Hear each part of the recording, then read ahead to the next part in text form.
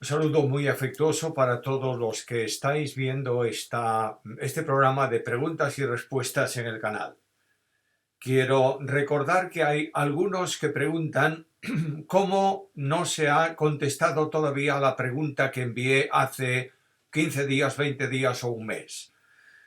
La razón de que no se haya contestado todavía es que tenemos una acumulación grande de preguntas y no tenemos más que un espacio de tiempo para poder contestarlas, de modo que se están dividiendo por cada semana, pero se van a contestar todas.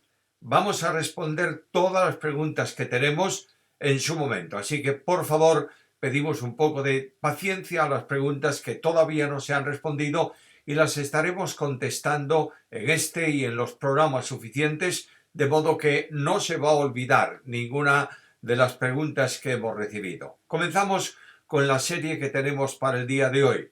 La primera de ellas es de Pablo Arenales y dice: ¿es bíblico celebrar las primicias basándose en Proverbios 3:9? Lo pregunto porque es una fiesta que se celebraba en el pueblo de Israel y actualmente quieren celebrar un culto de primicias que en realidad no se hace tal como se debería. Bueno, no hay ninguna enseñanza en el Nuevo Testamento para actualizar o trasladar al tiempo actual estas cuestiones que eran propias del Antiguo Testamento.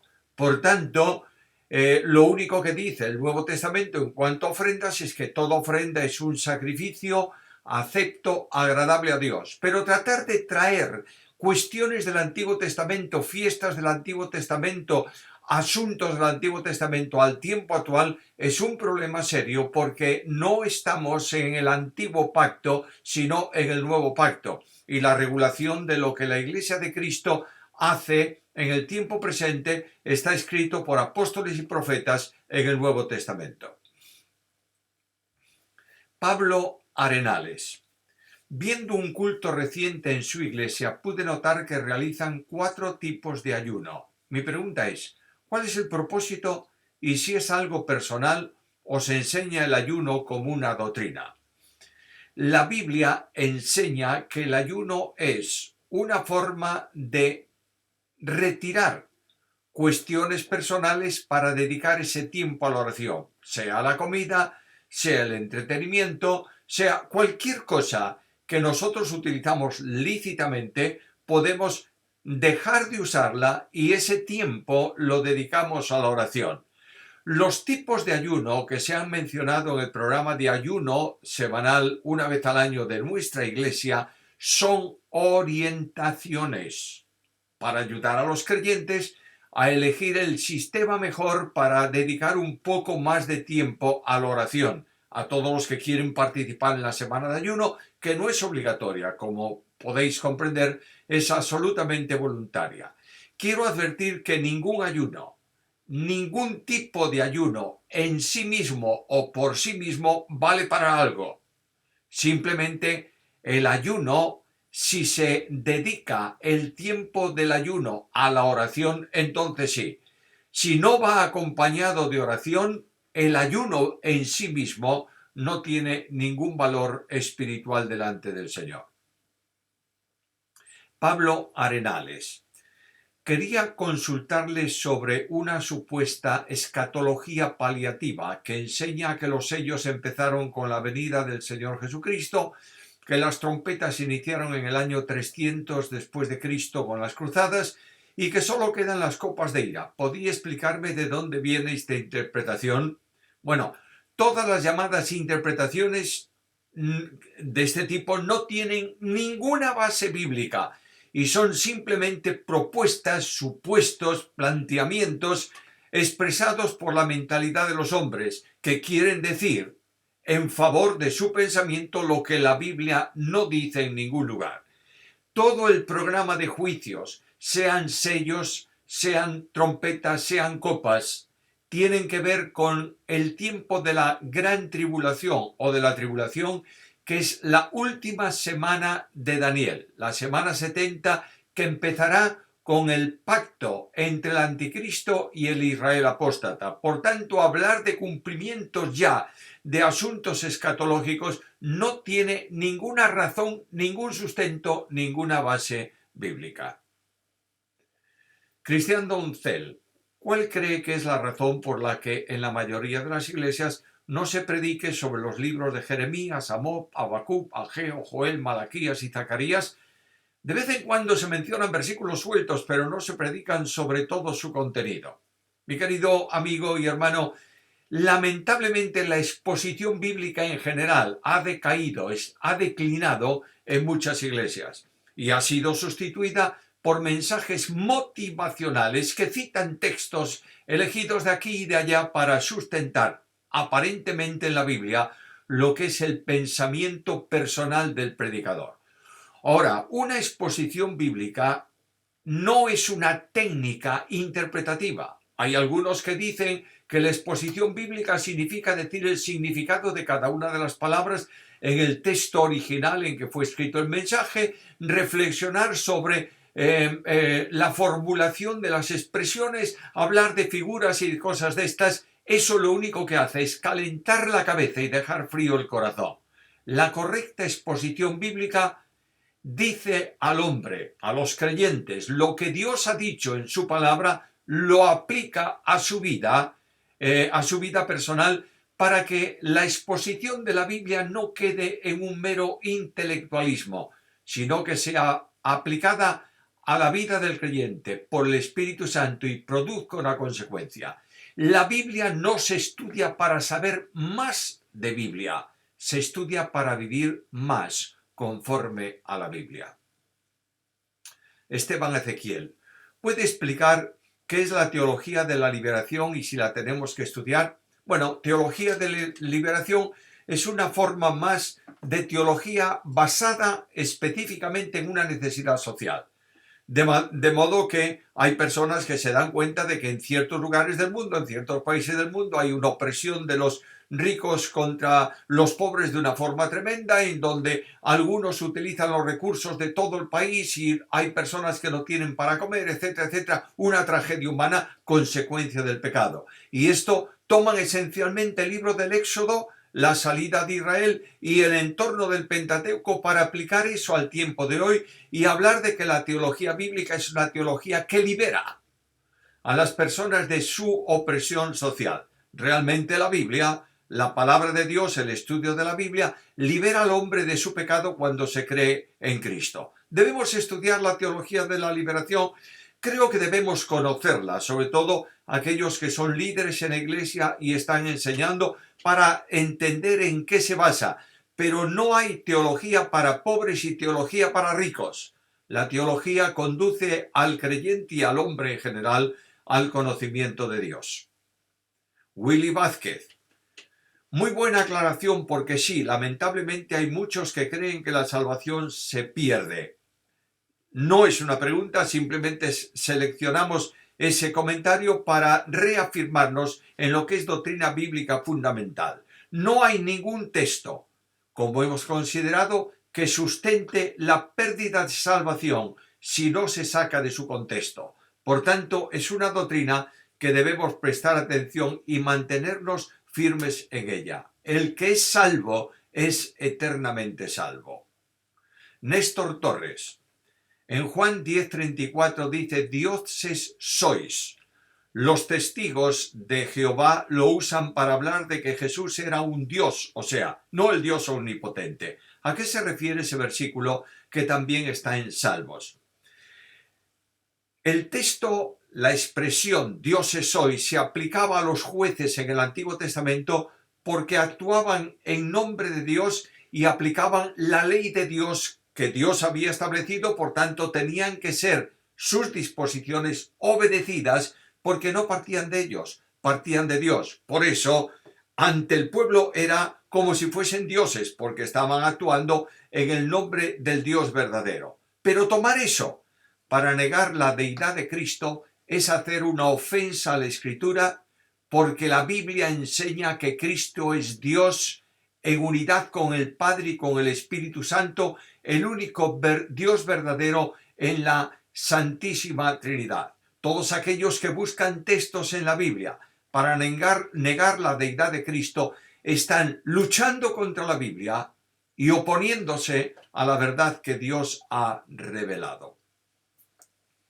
Néstor Torres. ¿Qué es la danza bíblica o cómo era esa danza? ¿A qué se refiere David cuando dice me haré más vil? ¿En qué libro podemos estudiar el tema?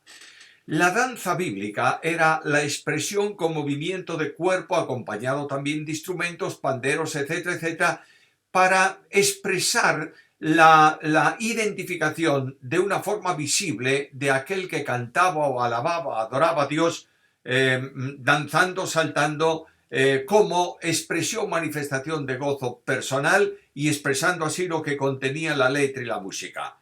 Hacerse vil, en el sentido del Salmo y especialmente en el sentido de David, tiene que ver también, en la historia de David, tiene que ver con el hecho de que David se despoja para acompañar al arca de las vestimentas reales, de todo aquello que podía elevarlo en posición social para el pueblo y se une como una persona más al pueblo para glorificar y alabar el nombre del Señor. Por tanto, lo que dice hacerse vil significa despojarse de todo rango especial delante de los demás para ser, a pesar de que era rey, para ser exactamente igual a los hombres. Ángel Silva. ¿Qué es un anciano a la luz de la verdad de Cristo? ¿Qué preparación bíblica y qué testimonio debe tener? El anciano es un oficio, no es un don. No hay ningún don en la Escritura que diga anciano.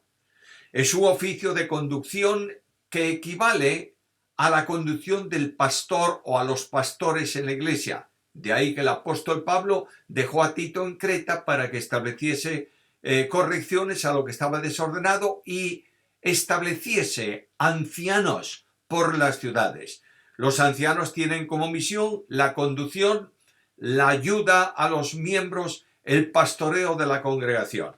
Y las características que tiene que tener son 16 características personales que aparecen claramente en la carta primera a Timoteo, capítulo 3, y en la carta a Tito, en el capítulo 1. Leyendo con calma eso, notaréis que se exige que sea marido de una sola mujer, que tenga buen testimonio de los de afuera, que cuide de su casa y atienda de sus hijos, etcétera, etcétera. Por tanto, esas son las características para el reconocimiento de un anciano.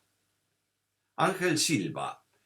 ¿Los del antiguo pacto también nacen de nuevo por medio de la fe como los del nuevo pacto?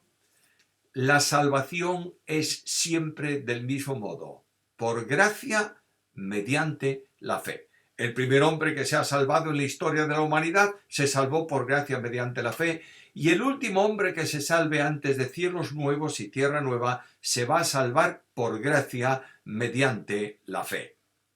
Descanso para el alma, David el Roque. ¿Qué plan de lectura bíblica aconseja o leen en su iglesia? Bueno, las lecturas bíblicas son opcionales, cada uno tiene su propio plan. A veces nosotros recomendamos algunos de los muchos que hay en YouVersion porque son planes adaptados a la tecnología actual, planes en internet, planes digitales, etcétera, etcétera, que tiene que ver con lo que se maneja hoy en día, pero cualquier plan que está en muchas Biblias de estudio y que permite la lectura de la Biblia una vez por año es válido. El asunto no es el plan. El asunto es el compromiso con leer la palabra de Dios anualmente en su totalidad. Descanso para el alma, David el Roque. En el Salmo 8.5 el Receptus dice ángeles. En el texto crítico habla de Dios en minúscula. ¿Cuál es su opinión? Bueno, creo que no te está refiriendo a Receptus, ha sido un lapsus al escribir la pregunta, porque el Receptus nada tiene que ver con idioma hebreo y Antiguo Testamento, sino que es un texto conjuntado, ordenado de los manuscritos griegos o algunos manuscritos griegos del Nuevo Testamento. Lo que hay que distinguir son las versiones griegas o latinas del Antiguo Testamento, bien sea la Septuaginta o bien sea la Vulgata, en donde algunos traducen por ángeles y otros traducen por dioses o por Dios. es un sentido genérico. Cuando en la Biblia aparece el nombre Elohim sin artículo, quiere decir que se refiere a dioses en general, porque es un término plural, pero cuando va precedido de un artículo es el único Dios verdadero. Allí dice que en cuanto a los hombres son poco inferiores a los ángeles, en otros textos a los dioses, en el sentido de un cuerpo material, pero con un alma espiritual e inmortal. En eso son semejantes a los ángeles. Pero ahora este cuerpo, esta parte espiritual nuestra está encerrada en un vaso de barro. En el futuro, en el cuerpo de glorificación, seremos más semejante a los ángeles sin dejar de ser hombres y sin dejar de tener cuerpo. En este sentido, somos inferiores a los ángeles. Ahora, algunos usan ese texto para apoyarse, como hemos dicho antes, y negar la deidad de Cristo. Jonathan Farias. ¿Es confiable el comentario de Matthew Henry traducido por el Dr. Lacueva? Lo pregunto porque yo lo tengo, y hay muchos teólogos actuales que no recomiendan la traducción al castellano de Francisco Lacueva. ¿Qué piensa usted de ello? El comentario bíblico Matthew Henry no es una traducción del comentario de Matthew Henry, sino que es una adaptación escrita por Francisco Lacueva basada en el proceso o tomando como base el comentario Matthew Henry. Notad que no se llama comentario bíblico de Matthew Henry, sino comentario bíblico Matthew Henry. Es decir, es lo mismo que si pusieran comentario bíblico Iglesia Evangélica o comentario bíblico Pedro y Pablo. Son títulos que se le dan al comentario, pero que en modo alguno tienen que ver con la traducción literal de ese comentario al castellano. Los teólogos suelen criticar, algunos teólogos suelen criticar al doctor Francisco Lacueva, cuando lo que debieran hacer es preguntarse si ellos fueron capaces de hacer lo que hizo el doctor Francisco Lacueva para comunicar las verdades bíblico-teológicas con la fidelidad con que el doctor Lacueva lo ha hecho. Pero la obra del doctor Lacueva no es el Matthew Henry solo, es una cantidad grande de libros escritos, algunos de los cuales han sido insuperables en la lengua castellana, salvo por la patrística o por los grandes doctores de la Iglesia a lo largo del tiempo, como puede ser espiritualidad trinitaria. Es fácil hablar mal de las personas. Es muy difícil imitar el testimonio de los hombres fieles de Dios. Julián Sieneice. Los santos del Antiguo Testamento están en el seno de Abraham, antesala del cielo. O una vez que murió Cristo y resucitó, tuvieron acceso al paraíso, tercer cielo. Mira, los que mueren en Cristo, los salvos, van a la presencia de Dios siempre. Lázaro está en el seno de Abraham, el rico en el tormento. Quiere decir que uno está en la presencia de Dios, que es el simbolismo de seno de Abraham, y otro está en el tormento inmediatamente después de su muerte. Es una forma para dar a entender en una revelación más limitada esas grandes verdades. Cristo dijo al ladrón en la cruz, y cuando Cristo dijo al ladrón en la cruz, no se había terminado la cruz, no estábamos en la nueva dispensación, estamos todavía en Antiguo Testamento, y le dijo que estaría con él hoy en el paraíso. Paraíso equivale a tercer cielo, es decir, lugar de la presencia de Dios, como Pablo escribe y explica cuando dijo que conocía a un hombre, refiriéndose a él, que fue llevado al tercer cielo, no sabe si en cuerpo o fuera del cuerpo, y un poco más adelante dice que fue llevado al paraíso. Por tanto, es una terminología que tiene que ver en partes de la Escritura con lo que hoy entendemos o llamamos cielo, que tampoco es una dimensión absoluta de lo que va a ser, sino que descansamos en lo que tenemos revelado. Pero quiero recordaros que todos los salvos del Antiguo Testamento tenían la mismísima esperanza que nosotros. Y Hebreos capítulo 11, versículo 10, hablando de los patriarcas, dicen que ellos tenían esperanza porque esperaban la ciudad que tiene fundamentos, cuyo constructor y arquitecto es Dios. Ahí tienes Juan capítulo 14 y esa también es nuestra esperanza hoy. Quiero afirmar que no hay un lugar intermedio. Partimos y estamos con Cristo, lo cual, como dice Pablo, es muchísimo mejor. Aliento de vida. Solo dio un consejo en cuanto a la pregunta. Tendría la bondad de dar los dos restantes consejos a pastores jóvenes que están iniciando el ministerio pastoral y un consejo aparte de su persona. Bueno, un consejo genérico como el que di en la pregunta cumple todas las condiciones de las preguntas que se han formulado, pero ya que pides dos más, ahí van. Segundo consejo a los pastores jóvenes y viejos que empiezan o que ya están terminando: mirar a Cristo, servir a Cristo, vivir a Cristo, esperar a Cristo. Tercer consejo: ama la Biblia, predica la Biblia, medita la Biblia, obedece la Biblia. No hay más. Cuando tú vives de esta manera, el éxito pastoral está garantizado, porque no es el pastor el que hace las cosas, sino el instrumento por medio del cual Dios las hace. Darío Israel Toloza, ¿puede contarnos alguna anécdota que le resulte muy significativa de su tiempo de estudio con Francisco Lacueba?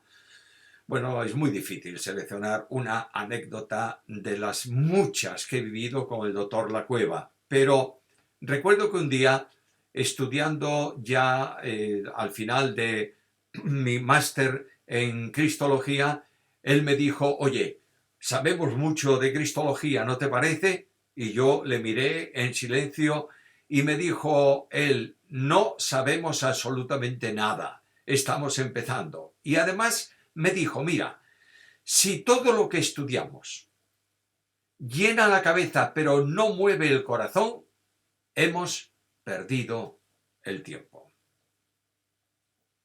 Cristian Doncel.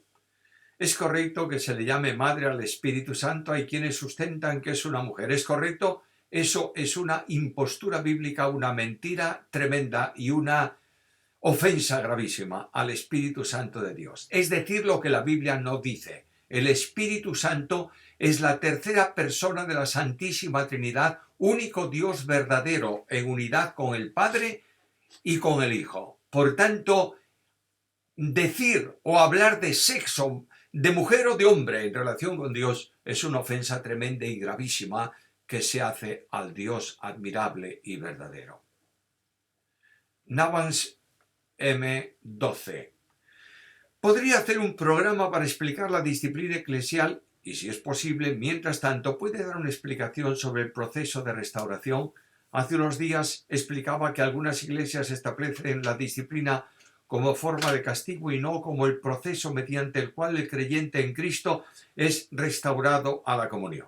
Bueno, hacer un programa sobre disciplina eclesial exigiría no uno, exigiría varios programas. Simplemente quiero mencionar que la disciplina es una acción procedente de Dios para hacer rectificar la senda equivocada a una persona. Por tanto, el proceso es muy sencillo. Hay una persona que ha cometido una falta, no importa cuál sea, el que la conoce va a hablar con él.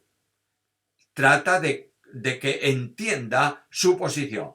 Si rectifica en su estado, confiesa su falta y vuelve al Señor, terminó, no hace falta nada más. Si continúa en rebeldía, hablarán con él 2 o 3 personas para que haya testimonio de lo que se le está diciendo.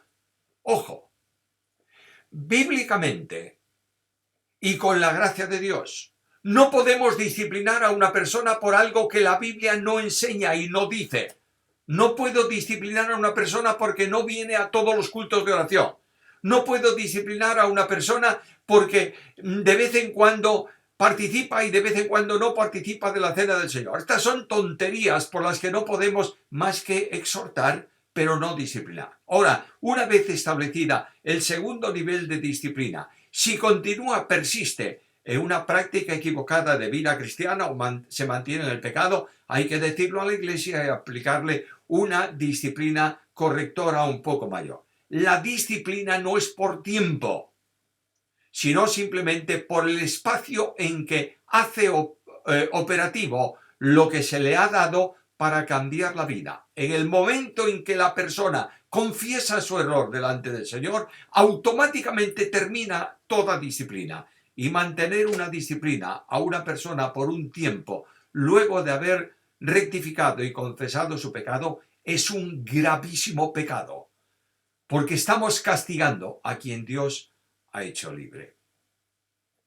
Siglo XVI. ¿Qué le podría responder a los hermanos que son amilenaristas y que dicen que el dispensacionalismo premilenarista no es bíblico? No hay que decirles nada. Simplemente indicarles que estudien la Biblia y que presenten los argumentos bíblicos que demuestren sus afirmaciones. No perdamos el tiempo con quienes no quieren o no pueden o no les gusta o no entienden de la misma manera asuntos generales de la Biblia. Mantengámonos firmes en lo que Dios nos ha revelado y entendamos que esa es la forma, la hermenéutica dispensacional. Es la forma más concordante con el análisis del texto bíblico. Fe y Biblia, Iglesia Cristiana. Referente a los niños y a los no nacidos, he escuchado dos posturas totalmente opuestas, que si son arrebatados o no, que si son salvos o no. ¿Qué nos dice la Biblia referente a esto? Si son salvos, ¿cómo lo hace el Señor si no han creído? Si no lo son, tampoco han tenido la oportunidad de creer. ¿Qué dice la Escritura?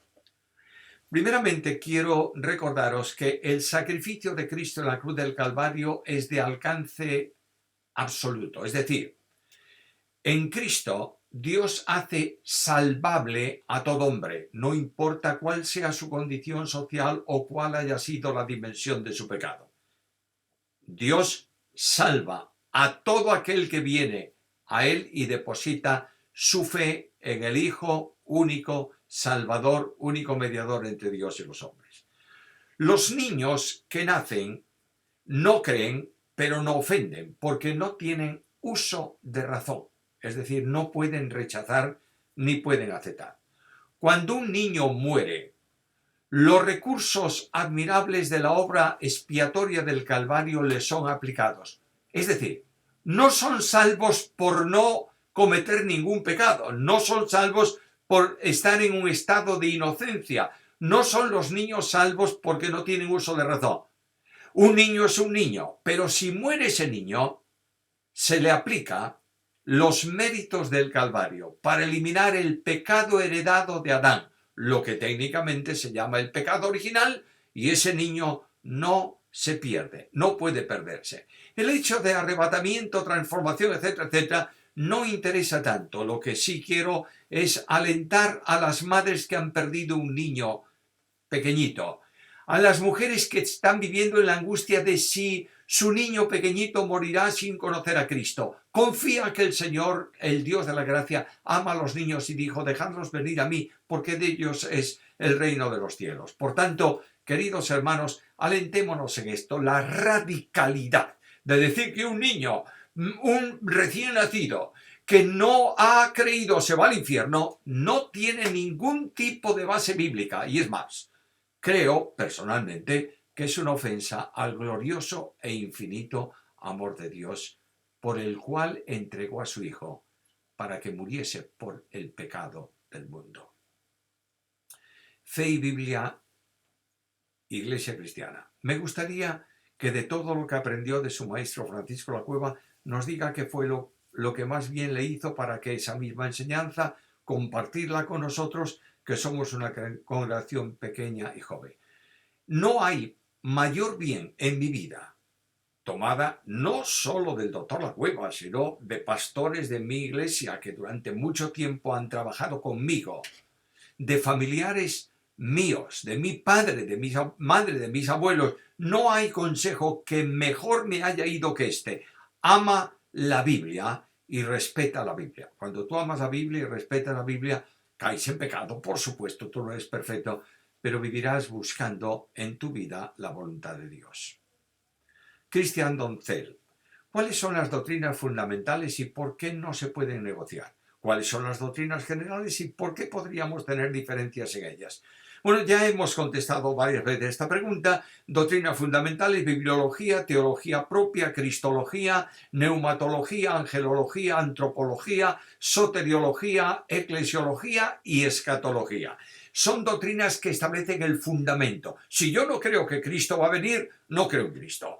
Si yo no creo que la Biblia es inspirada por Dios, no creo en la Biblia y no me vale el mensaje de Dios. Si yo no creo que el Espíritu Santo es el vicario de Cristo en la tierra, por medio del cual son regenerados los que creen, no tengo la regeneración y por tanto no experimento la salvación, etcétera, etcétera. Estas doctrinas, como son, nunca pueden ser discutidas, porque son fundamentales, no son negociables. Doctrina general puede ser interpretada. Pongo un ejemplo que lo he mencionado varias veces. Doctrina fundamental, Cristo viene. Doctrina general, ¿cuándo viene? Algunos dicen antes de la tribulación, otros a la mitad de la tribulación, otros después de la tribulación. Esa es doctrina general.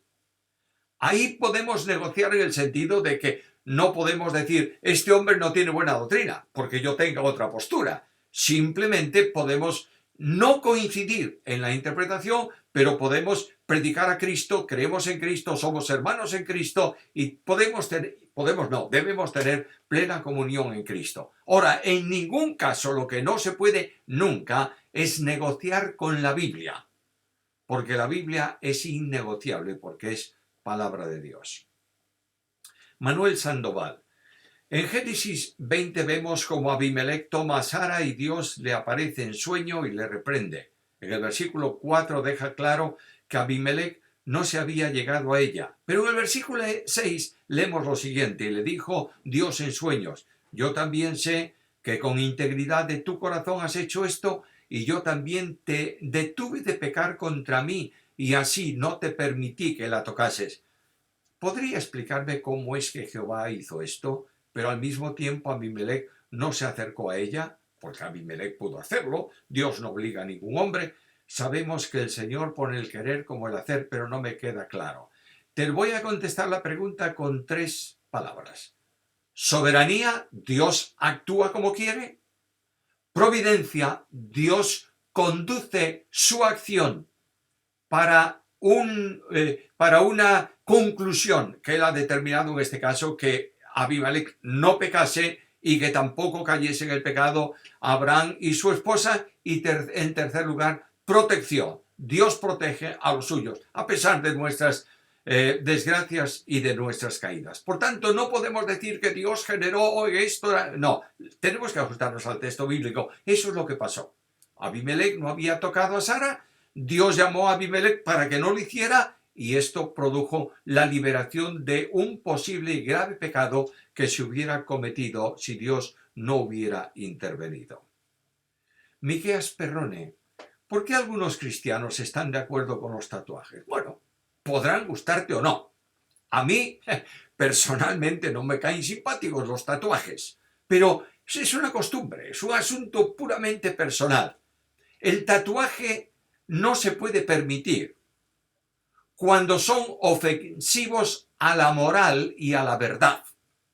Pero no solo el tatuaje.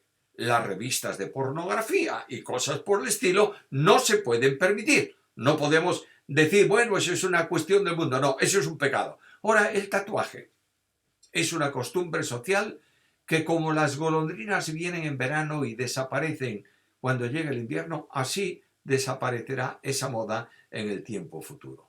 ¿Puede explicar sobre la predestinación? Predestinar es fijar un destino de antemano, poner un círculo que se cumplirá concretamente en relación con un pueblo, con una persona, con algo concreto. Predestinación no está en el Nuevo Testamento dirigido a inconversos nunca. Siempre que aparece predestinación está orientado a creyentes. Por ejemplo, en Romanos 8:29, el Padre nos ha predestinado para que seamos hechos conformes a la imagen de su Hijo. Claudio Medina. Quisiera que arroje luz sobre el sacerdote Melquisedec, ya que no tiene principio de días ni genealogía. Bueno, Melquisedec es figura del gran sumo sacerdote que es Cristo. Y en razón de que es figura, la Biblia no recoge su genealogía, pero Melquisedec no apareció y desapareció. Melquisedec tuvo padres, abuelos, etcétera, etcétera, una genealogía que la Biblia no recoge y una descendencia probablemente que tampoco la Biblia recoge para que sea un tipo del Señor Jesucristo. La Biblia guarda, oculta cosas que nos gustaría. ¿No te gustaría saber quién fue el escritor de la carta a los hebreos? A mí sí, pero el Espíritu Santo de Dios lo guarda en silencio. Entonces podemos decir, es que ese libro no tuvo autor. ¿Cómo no tuvo autor? Naturalmente, autor con nombre propio y con familia, etcétera, etcétera, pero el Espíritu no lo revela. Quiero deciros algo, por favor. En tipología, Dios utiliza el tipo y no se ocupa del entorno del tipo. Y la Biblia no es un libro de curiosidades. La Biblia no está escrita para responder preguntas en relación con lo que nos gustaría saber, sino para responder una sola pregunta: ¿quién es Dios y cómo actúa? Dios con nosotros. En Hechos 1:24 dejan en manos de Dios, con una oración, la elección del sustituto de Judas Iscariote. Poco más adelante, justo en 1:26, lo hicieron echando suertes. ¿Cómo se explica esto? Pues fácilmente. Hasta Hechos 2 estamos en Antiguo Testamento. El Espíritu Santo no había venido, la iglesia no estaba funcionando. Y en el Antiguo Testamento, Dios había establecido el Urim y Tumim para el sumo sacerdote para que echase suertes. Habiendo orado a Dios, echaba suertes, y lo que la suerte decía era lo que Dios estaba respondiendo. Eso es lo que hizo Pedro en relación con Matías. Ahora, después de Hechos 2, rigen las normas del Nuevo Testamento. Pero lo hecho hasta entonces en el entorno del Antiguo Testamento es absolutamente correcto. Desde ahí en adelante el Espíritu Santo hablaba a los apóstoles y a los profetas en las decisiones que la Iglesia tenía que tomar. Dios con nosotros. Según 1 Corintios 3, 16, 17, es posible tener el Espíritu Santo y que el mismo Dios nos destruya si destruimos su templo. Puede estar enseñando que es posible rechazar, perder la salvación habiéndola obtenido. De manera ninguna, porque el contexto no habla de salvación sino de disciplina. Está hablando del pecado de un incestuoso de la iglesia en Corinto que vivía con la mujer de su padre y que sabía que eso era pecado, sancionado por la ley del Antiguo Testamento, sancionado por la moral y la ética de su tiempo en el mundo y, por supuesto, sancionado en la enseñanza de santidad para los creyentes. Hay un pecado a muerte física del que se habla aquí por Pablo cuando dice que se ha entregado a Satanás para la destrucción de su carne, y se habla de un pecado a muerte física en la epístola primera de Juan, capítulo 5, versículo 16, en donde Juan dice que hay pecado a muerte, por el cual yo no pido que se ore. Pero en ningún caso se habla de pérdida de salvación, sino todo lo contrario. Leo concretamente carta a los Corintios, capítulo 5, versículo 5, el tal se ha entregado a Satanás para destrucción de la carne, a fin de que el espíritu sea salvo en el día del Señor Jesús. Destrucción de la carne, salvación en el espíritu. La parte espiritual, salvación de la persona. La persona no se pierde. Se ha disciplinado con la muerte física, pero se mantiene la salvación. Ahora quiero que notéis algo. Había creyentes en la iglesia en Corinto, en el entorno del capítulo 3 que se cita en la pregunta, que estaban dividiendo la iglesia y que no decían que eran de Cristo, sino que unos eran de Pablo, otros eran de Cefas, otros eran de Apolos y los más santos de Cristo. Y estaban dividiendo el cuerpo de Cristo, que es uno solo. La iglesia de Cristo es una unidad, no una multiplicidad de grupos. Por tanto, estaban atentando contra el testimonio y la unión y la unidad de la iglesia por la que Cristo había orado: Padre, que sean uno. Estos trataban de romper esa unidad Y naturalmente, frente a una obcecación de este tipo, el Señor había retirado a algunos de los líderes de esta forma de pensamiento y estaban muertos. Otros los había retirado por enfermedad y estaban en su casa, y otros estaban debilitados, de modo que no podían seguir actuando en este pecado que se estaba cometiendo en la iglesia en Corinto. Pero en modo alguno, de ninguna manera, se habla en ese entorno de pérdida de salvación. Ángeles Vázquez. En Romanos 8:9 se menciona al Espíritu de Dios y al Espíritu de Cristo. ¿Hay diferencia entre ambos? ¿Cuál es la implicación para el creyente? En ese versículo se menciona 3 veces Espíritu. Primeramente, el Espíritu, refiriéndose a la tercera persona de la deidad. Segundo, el Espíritu de Dios, como procedencia del Padre y también del Hijo. Por tanto, es divino el Espíritu Santo. Tercero, el Espíritu de Cristo, que es el que reproduce a Cristo, por eso se llama así, en la vida del cristiano.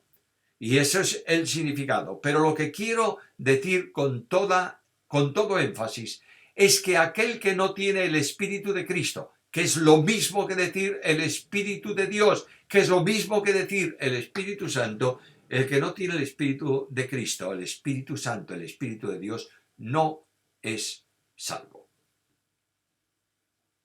Alex Celaya. Si todos los creyentes debemos comparecer ante el tribunal de Cristo, ¿qué pasa con las almas de los decapitados? En Apocalipsis 24, si no resucitan hasta después del arrebatamiento, ¿no estarán en el tribunal? Bueno, los salvos que seamos llamados, que seremos llamados, no quedará nadie de los que sean salvos, de esta dispensación para estar con Cristo, todo ese grupo compareceremos ante el tribunal de Cristo para dar cuenta de qué, de lo que hayamos hecho con el cuerpo, sea bueno o sea malo, y recibir la recompensa, coronas, para poner a los pies del que está sentado en el trono. Los que mueren por el testimonio de Cristo no necesitan testificar de su compromiso con Cristo, porque ya están en su presencia. Han dado su vida, han muerto, han dado todo cuanto tenían por amor de Cristo y no necesitan esa comparecencia de examen ante el tribunal de Cristo. Pero todos los salvos estaremos al mismo tiempo juntos en la presencia del Señor. Y el tiempo de los que han muerto por el testimonio de Cristo y están en su presencia es un tiempo que corre de forma diferente al tiempo actual entre nosotros. Cristian Doncel. Cuando en Romanos 8:26 dice que el Espíritu intercede con gemidos indecibles, se está refiriendo a que habla en lenguas, como enseña la mayoría de algunos que piensan de esta manera, sino ¿cuál es la interpretación correcta? El Espíritu Santo intercede por nosotros, trasladando al idioma de Dios nuestra oración imperfecta. El apóstol dice, nosotros no sabemos cómo conviene que pidamos, pero el Espíritu traslada al lenguaje de Dios nuestro lenguaje. En modo alguno el Espíritu Santo que intercede pide al que ora que lo haga en lenguas. Es más, no todos los creyentes pueden hablar lenguas, porque no todos los creyentes tienen el mismo don. Y como sabéis muy bien todos, la palabra lenguas no es hablar con sonidos ininteligibles, sino hablar en otro idioma, expresando las verdades de Dios sin haber estudiado ese idioma. Cristian Doncel pregunta, cuando se habla de dones se dice que hay 3 listas y que se dividen en dones del Padre, dones del Hijo y dones del Espíritu Santo. ¿Es correcta esa clasificación? De todos estos, ¿cuáles están operativos hoy en día? La Biblia enseña que los dones son dados siempre por el Espíritu Santo. Primera carta a los Corintios, capítulo 12 y versículo 11. Estos dones están operativos cuando el Espíritu Santo requiere el uso de los mismos para un fin concreto en relación con la Iglesia. No siempre están operativos. Y quiero recordaros que dones esenciales o fundantes, como son profetas para escribir el contenido profético de la Biblia, o apóstoles para escribir el contenido doctrinal del Nuevo Testamento, no están operativos ya. La profecía en segundo nivel para exhortación, aliento y consolación puede estar y está operativo, pero no debemos hacer una relación de dones operativos y de dones no operativos, de dones cesaron, de dones que no cesaron, porque el único que puede decir cuáles son los dones que no están operativos o cuáles son los que han cesado es el que los da, que es el Espíritu Santo de Dios. Cristian Doncel. ¿Por qué el Señor envió el Espíritu Santo dos veces? Primero Juan 20, 21, 22 y luego Hechos 1, 8. ¿Se diferencia en algo? Bueno, en Juan 20, 22 el Señor está recordándole a los apóstoles que Él había hecho una promesa: os enviaré el Espíritu Santo. Y dice: recibid el Espíritu Santo. Estad dispuestos a recibir lo que va a venir de la misma manera que yo lo ejemplarizo ahora, soplando: recibid el Espíritu Santo. El Espíritu Santo, como soplo de Dios, desciende sobre la Iglesia en Hechos capítulo 2 y es la realidad de la venida del Espíritu Santo. No son dos veces que viene el Espíritu. El Espíritu vino una sola vez, Hechos capítulo 2, el otro es anticipo de lo que va a ocurrir. Abidía, me gustaría escuchar su interpretación sobre Judas 1:23. De modo que voy a la Biblia, la tengo aquí delante y leo. Algunos que dudan, convencedlos, versículo 22. Versículo 23 ahora. A otros salvad arrebatándolos del fuego, y de otros tened misericordia con temor, aborreciendo aún la ropa contaminada por su carne. Judas está hablando de tres tipos de personas. En primero de ellos, los que dudan, los que están indecisos. Insistid, trabajad con ellos para que rectifiquen su indecisión y se afirmen en el contenido de la verdad. El segundo grupo es a los que se debe arrancar, apremiándolos, como hicieron, por ejemplo, los ángeles con la familia de Lot, apremiándolos a que salieran de Sodoma. El tercer grupo es un grupo complejo, que debe ser tratado con precaución y con temor. Es el peor estado posible, porque están viviendo en la contaminación de la carne y han entrado en caminos malos. Son personas verdaderamente nocivas en cuanto al aspecto espiritual. Hay que cuidarse mucho de ellos porque ellos contaminan al que está a su lado. Leo no del Nuevo, sino incluso del Antiguo Testamento. Proverbios 4, 14 y 15. No entres por la vereda de los impíos, ni vayas por el camino de los malos. Déjala, no pases de ella, apártate de ella, pasa. Estas son las palabras de Jesús. He aquí yo os envío en medio de lobos. Sed pues prudentes como serpientes y sencillos como palomas. Anunciar el Evangelio lleva aparejado aborrecer todo cuanto tenga que ver con el pecado de aquellos a quienes se está dirigiendo el Evangelio. Tengamos mucho cuidado de no socializar, contemporizar con asuntos pecaminosos del mundo que manchan nuestras propias vidas. Ese es el sentido de ese versículo de la epístola de Judas. Carlos García, en cuanto a la regeneración del Espíritu Santo, ¿los hombres del Antiguo Testamento fueron regenerados por el Espíritu Santo? En el caso de que no fueran regenerados, ¿cómo podían creer? Bueno, aquí hay un problema serio. La regeneración no se produce para creer, sino que es la consecuencia de haber creído. No se dice en ningún lugar de la Biblia que es necesario ser regenerado para creer. Es verdad que el Espíritu Santo, que convence de pecado, genera en nosotros la fe, que se hace actividad al ejercerla depositándola en el Salvador, y en el mismo instante en que se deposita la fe, en que se cree en Cristo, en ese mismo instante se es justificado, se es regenerado, se es adoptado, etcétera, etcétera. Todas las bendiciones de la salvación. Pero cuidado, no se enseña que es necesario ser regenerado para poder creer, sino que se cree y entonces se es regenerado. Pepe Refano. Corintios 11:30 habla de enfermar y morir. Actualmente nos puede pasar lo mismo si participamos de la cena del Señor en pecado. Vuelvo a recordar lo que acabo de decir en una pregunta anterior. El problema de la iglesia en Corinto, por la que habían muerto algunos que participaban indignamente del pan y del vino, es que participaban del pan y del vino, que en cierta medida simboliza la unidad del cuerpo en Cristo, dividiendo ese cuerpo y pecando contra el Señor. Por tanto, la disciplina es de algunos de ellos a muerte física para evitar una corrupción de ese calibre en la iglesia. Pero cuando uno participa de la cena del Señor con algún pecado sin confesar, lo que dice Pablo es: participe, confiese, se restaure, reflexione, experimente un arrepentimiento delante del Señor. Por tanto, es difícil que Dios sentencie a muerte a alguien por participar incorrectamente de la cena del Señor. Pero no olvidemos que la cena del Señor como ordenanza, el bautismo como ordenanza, debe ser practicado correctamente conforme a la enseñanza establecida en la Biblia. Brian Posta: ¿cuál es el significado del reposo de Dios del que habla el libro de Hechos? Bueno, Dios ha terminado la operativa de salvación.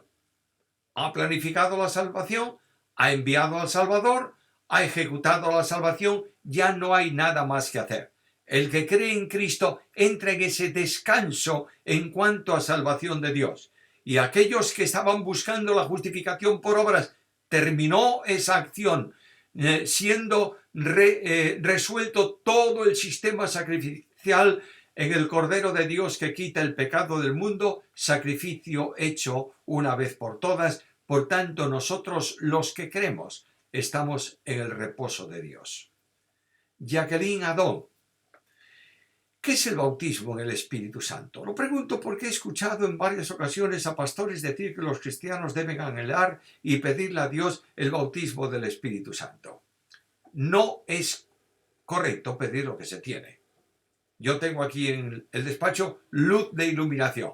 Yo no puedo decir: Señor, o pedir a alguno de mis ayudantes: ven y enciende la luz. Y ya está encendida, porque voy a pedir lo que ya está hecho. El Espíritu Santo bautiza a todo aquel que cree, sumergiéndolo en significado, en figura, uniéndolo vitalmente a Cristo para que tengan en Cristo perdón de pecados y vida eterna.